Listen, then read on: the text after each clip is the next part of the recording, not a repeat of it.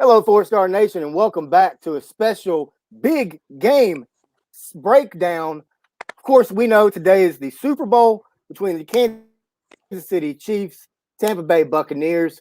We've got our guy Russell Copeland back on the show. Had him on back in November to talk a little NFL.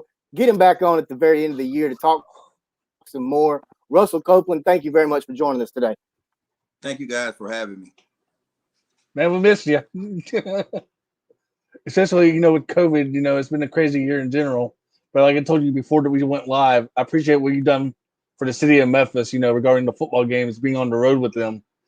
I know it's been people are like, well, we won 8 games, but to me, this is a great season in general for the Tigers. So talk about that real quick before we talk about more stuff, if you don't mind.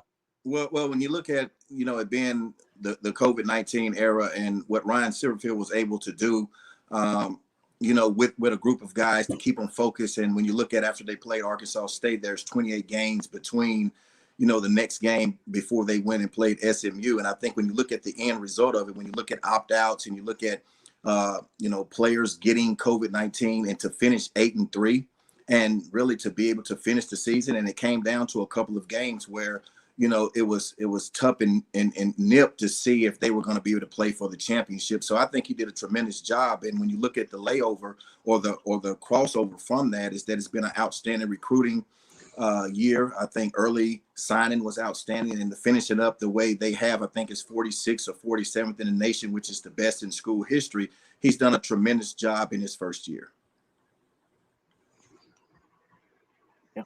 Most definitely, most definitely. Before we get started, breaking everything down, with this being Black History Month, we do want to take a little time to honor some great African American athletes, coaches, things of that nature. With it being Super Bowl, I want to mention a guy by the name of Charles Haley. Of course, we all know who Charles Haley is. Up until Tom Brady broke his record recently, Charles Haley was the first player to ever have 5 Super Bowl championships. Of course, he won 2 with San Francisco, then 3 in Dallas. He's a 5-time Pro Bowl, part of the 100 Sack Club, part of the Dallas Cowboys Ring of Honor, also part of the San Francisco Hall of Fame.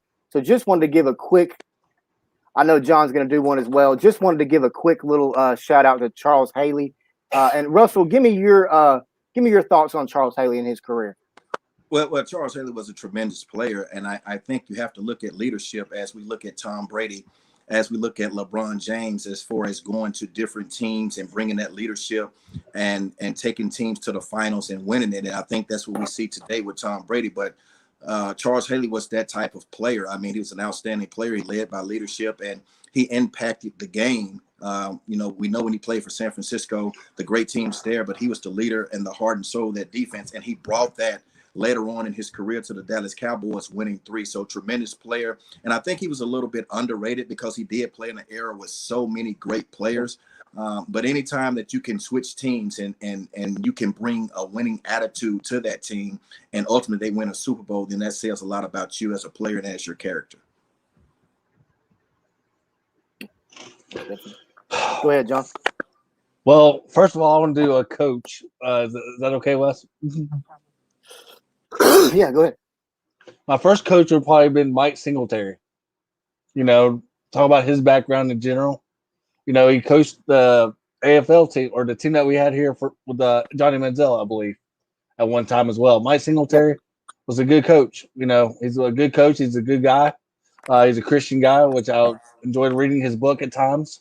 And then my players, I want to base it. I got 2 players because I couldn't decide between the 2. One player I enjoyed growing up, being kind of like a Denver Bronco fan growing up, was Terrell Davis, Russell. I enjoyed watching him growing up as well. And then my other player, who I was kind of not a Georgia fan because of him, but also some family members kind of got me into watching Georgia back in the day. I'm going to go with the Champ Bailey as well. He won 3 Super Bowls with New England.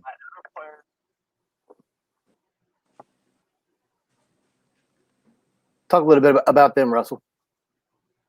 Well, Champ Bailey was an outstanding player. I think he put you in the mold of a primetime centers, because at Georgia, you know, he played both sides of the ball. He played wide receiver. He did some punt returns once he came into the league. Outstanding character on and off the field. And I think he's a little bit underrated. But I think when you look at shutdown corners, he's definitely up in the top. And when you look at Terrell Davis as far as how he was able to come to the National Football League, coming through the back door is what I call a 6th-round pick, and getting with the Denver Broncos. And I think his presence is the main reason why John Elway was able to get back to the Super Bowl, but also to start winning Super Bowls. I think it was huge in that aspect. And, you know, guys, with it being Black History Month, yes, we are sticking with football, but for me, I look at it in sports in general. And, you know, I just have a list of individuals that I looked up to, and I think it opened the door not only for myself, but also a lot of African Americans. And, you know, for me, I start with Jackie Robinson, and then I go to Hank Aaron. Yeah. And I look in basketball, I look at Bill Russell, I look at Cheryl Miller. In track, I look at Jesse Owens, Wilma Rudolph. I look at FloJo, Florence Griffith Joyner. In boxing, I look at Joe Louis, Sugar Ray Robinson, Muhammad Ali. And in football, the great Jim Brown. I look at Doug Williams winning a Super Bowl as an African-American quarterback. I look at Ozzie Newsome with the Baltimore Ravens as an executive, what was asked of him as one of the first Black executives to be there over player personnel and to put together a Super Bowl winning team. And finally, for coaches, I look at Lovie Smith and Tony Dungy, coaching in the first African-American head-to-head battle in the Super Bowl, and Tony Dungy becomes the first African-American coach to win it. So I look at all of those with the guys that you mentioned as well. I think it opened the door for African-Americans, and hopefully, you know, we can continue to get African-Americans as far as general managers, and hopefully we can get an owner and get more African-American as head coaches. I agree with you 100% on that, Mr. Copeland. That's why I'm kind of surprised Russell, that the kid. Go ahead, John. That's why I was kind of surprised the Kansas City offensive coordinator, me personally, no other, like, Houston Texans did not even give that guy a chance for an interview. He deserved that interview because the way he's done at Kansas City, and now there's talks that his contract expires right after the Super Bowl, you know, like today. You know, when I look at that situation, it's very unfortunate. I think when you look at the Rooney Rule, I think they definitely have to go back to meetings into the boardroom, because, you know, when you look at the Rooney Rule, yes, I see the interviews, but I don't really see the action. I really don't see the final result of it resulting in African Americans coaching. And you know, for me, is that I just think the playing field, the coaching field, it needs to be leveled, because I understand that some offensive coordinators, defensive coordinators as head coaches, they don't do as well as coordinators. But I still think there's not enough African Americans that are even getting the opportunity to coach a team, first of all. And then once they stop being a head coach, it's very limited to them getting a second chance. So I think that needs to change. Yeah, completely agree. John, when we get to this game, man, of course, it's two quarterbacks. That's what everybody's going to talk about. I mean, one of the pregame shows has had like a 9-hour pregame show for this game today, which I don't know. I mean, you can only talk about so many things. We're going 9 hours. Quarterbacks, number one thing we're going to talk about. No, we're not going 9 hours. I have things to do. I'm just being sarcastic. When you look at Russell Copeland definitely is not going 9 hours. When you look at Tom Brady and Patrick Mahomes, who do you think is let me ask you this question first, John, and then we'll go to you, Russell. Who do you think has the edge today at quarterback, John? Tom Brady, because he's been there longer. But I do think also the key is going to be offensive line in this game as well, because Kansas City has moved their offensive line a lot throughout this whole season, it looks like, according to one report I read. And only one position player has stayed where he's at the whole season. So I'm going to give the edge to Tom Brady just because he's been there before and a lot longer. And I'm not going to do a prediction yet, but I think in the long run, it's going to come down to skill players on both sides of the ball as well. Yep. Essentially, I don't know if Antonio What Brown about you, is playing Russell? right now or not. Oh, go ahead. Well, I definitely agree with you as far as the game being in the trenches. Um, when you look at the offensive line and the defensive line for both ball clubs, I think the offensive line for both clubs have to keep their quarterbacks upright. And I think you have to look at two different things when you look at Tom Brady and you look at Patrick Mahomes. When you look at Tom Brady, yes, it is hard to bet against someone who has been to, this is his 10th Super Bowl. Someone at New England in an 18-year career went to 50% of the Super Bowls and won 33%. Now he goes to the NFC, a different conference. And in just 1 year, when you look at a conference that has Drew Brees, who's only had one, when you look at Aaron Rodgers, who's only had one. So it's hard to bet against that aspect. But when you look at Kansas City and you look at a young Patrick Mahomes, you have to look at Tom Brady as him emulating Tom Brady, because Tom Brady's first 4 years, he went to 3 Super Bowls. And we see where he is now. When you look at Patrick Mahomes, you look at him going to 3 straight championships, and now this is his second Super Bowl back to back. I think the difference for me is the surrounding cast. I think the Kansas City Chiefs have the better surrounding cast offensively. And I think that with them having that, they don't have to play a perfect game.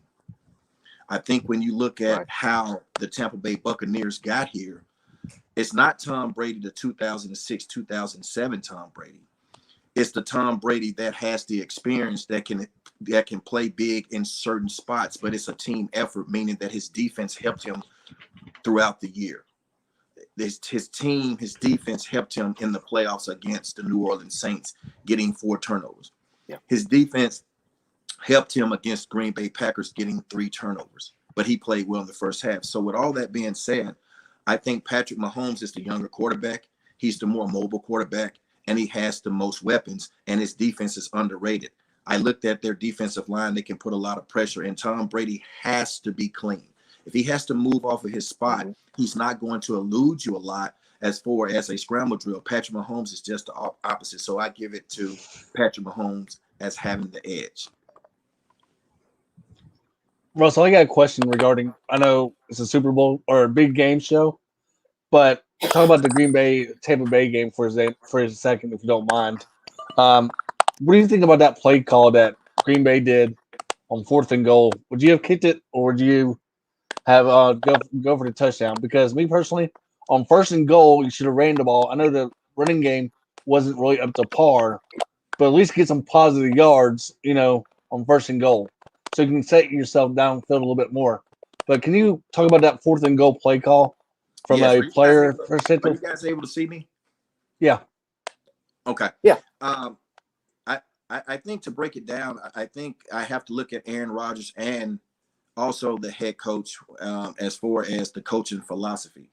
As you alluded to, I think earlier in the down, I think, yes, you have to be able to run the football, or you need to be able to get a back out of the backfield, such as similar to a run or something that's quick pass to a quick screen.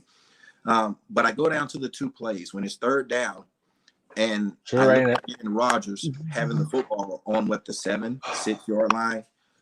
I think that he should have pump faked instead of actually making that throw, because there was a lot of green area, a lot of green grass, a lot of real estate for him to run and try to get to the pylon. I think that was the first mistake. And I understand Aaron said he thought it was 4th down, but we know in football, you play for that down. And I think that was a costly mistake for him, not running to the pylon. And now it's 4th down. You have arguably the best talented quarterback in NFL history as far as sheer talent. He's a $130-something million quarterback. Just like in basketball, you want your best player to take the last shot. In football, you want the ball in your best player's hand, and that's Aaron Rodgers. And that's in every sport. You would love for your best hitter to come up with the bases loaded with 2 outs. So I think from a coaching philosophy, you cannot kick a field goal because you have the best quarterback, I believe, arguably, except for Patrick Mahomes. You have to give him an opportunity. And 2, you have to look at the GOAT on the other side, what he's done. And he has been shredding your defense throughout the whole game. We looked at that. 3rd down efficiency was great. So I can't give the ball back to Tom Brady with 2 minutes left and he's winning the football game. I have to go for the win, or either go for the tie, actually. Yeah, I would have gone for the win, especially me personally. you know, third and goal, or not third and goal, fourth and goal, if you get an incomplete pass, they get the ball at the 8-yard line. And then, on a kickoff, if you kick it and do the 3 points, like they did that wasn't a short kick. The ball just didn't go far enough.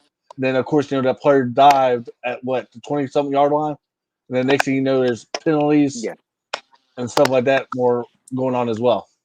That's one reason I would have gone for it as well. Because at least you would get the ball at the 8-yard line instead of like the 20-something yard line on a kickoff. Absolutely. Absolutely. Yeah. I totally agree.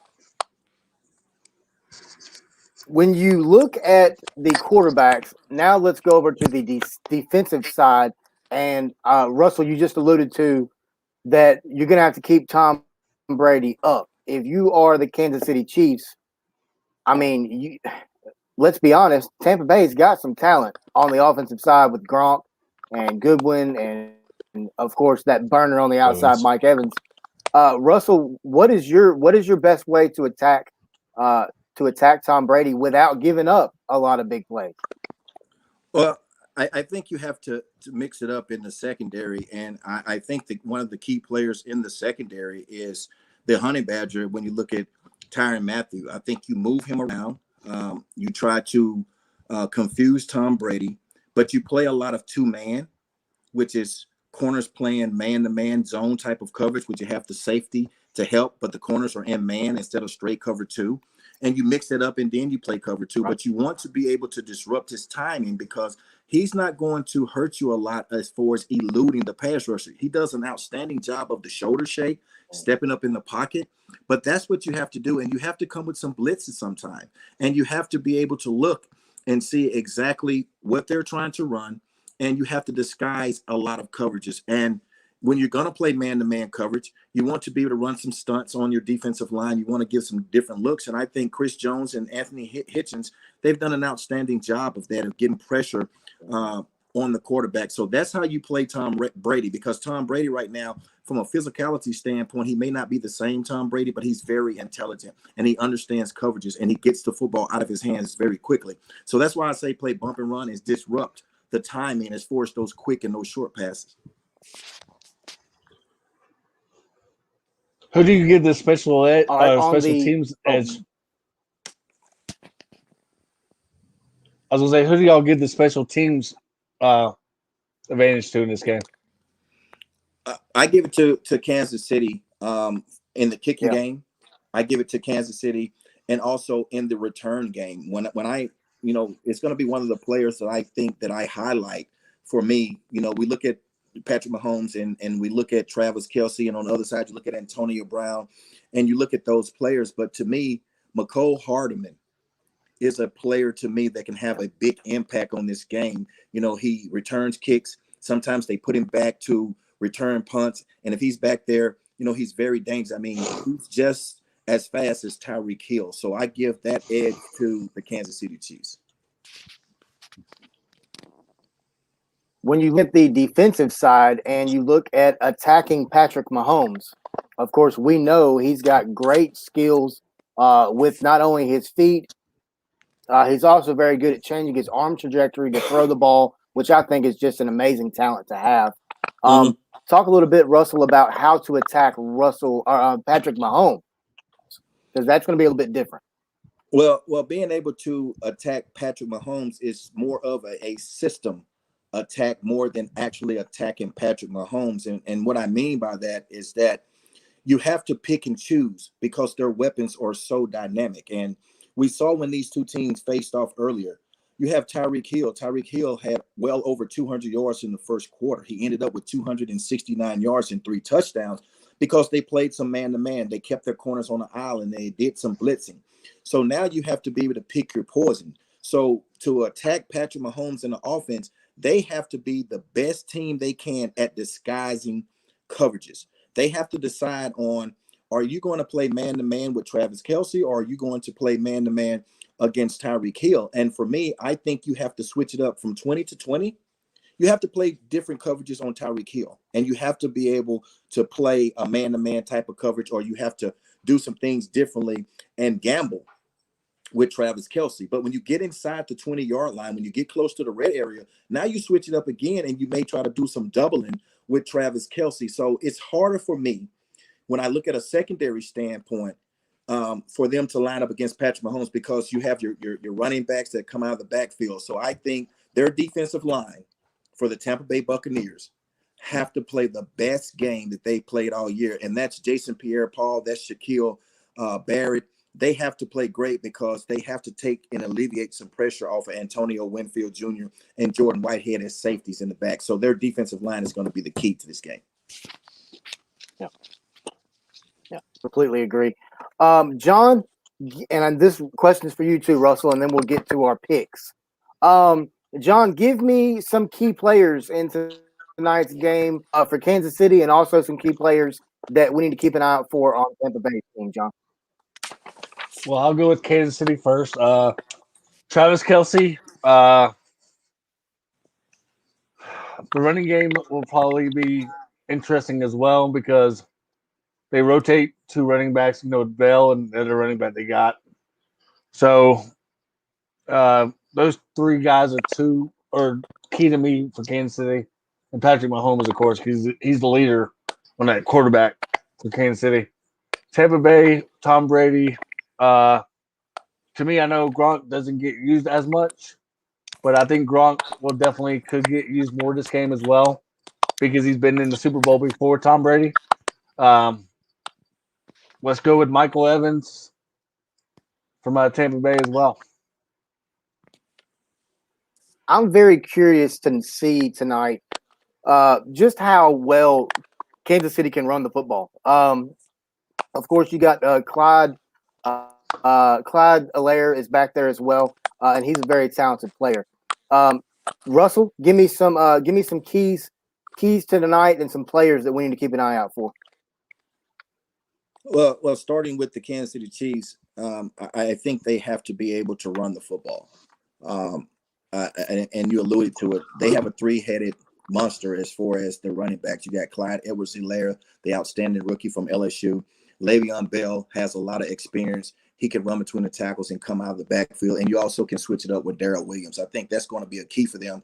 But, of course, we know Patrick Mahomes, so he's over here. Of course, he's a key player, and keeping him healthy will be very important. But Tyreek Hill as a wide receiver, Travis Kelce, I think they're going to be very critical for them. They have to do what they've done the entire year. And for defense, Chris Jones and Anthony Hitchens, they have to be able to create havoc. They have to get pressure on the quarterback, on Tom Brady. And when I flip it for the Bucs, I think their running game, to me, is going to be more important than actually Kansas City Chiefs.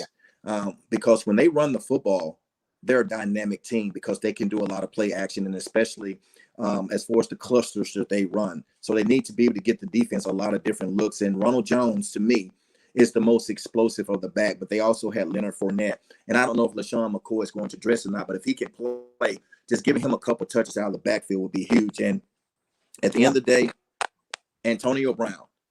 This is the reason why Tom Brady vouched for Antonio Brown. This is why he went to the commissioner. This is why he said, hey, we want to sign Antonio Brown. So he has a knee injury, but Antonio Brown has to lead this receiver core, and he has to be the Antonio Brown of old. I think he'll be a big asset if he can be that. Russell, they announced yesterday the new inductees to the Hall of Fame. Did anybody kind of surprise you that they got in?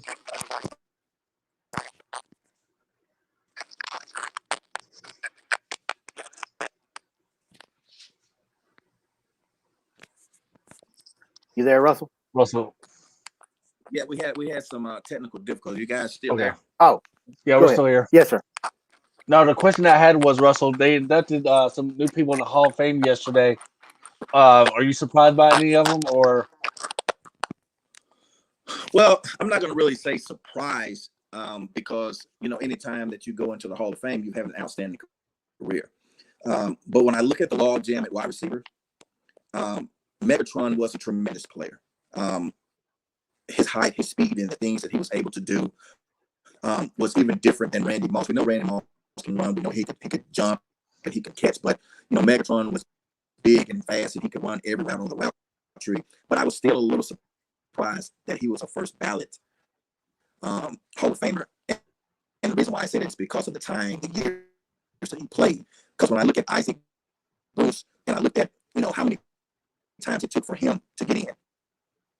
When I look at players like Tim Brown, I look at Andre Reed, I look at Terrell Owens, guys that played 14, 15, 16 years and they didn't get in first ballot. I thought that he would probably be a second year. That was a little bit of a surprise, but when you look at overall all the talent and what it is, you have to say, hey, he did enough in those 9 years to make him a first year ballot Hall of Famer. So congratulations to all of those guys. And as a former receiver that played the game, I think it's about time that Drew Pearson finally got in. So I tip my cap off to him. I thought he would have been in a lot earlier. And that just goes back to the wide receiver jam. It's a log jam at the wide receiver position. Yep. Well, the time has come to make our picks, fellas.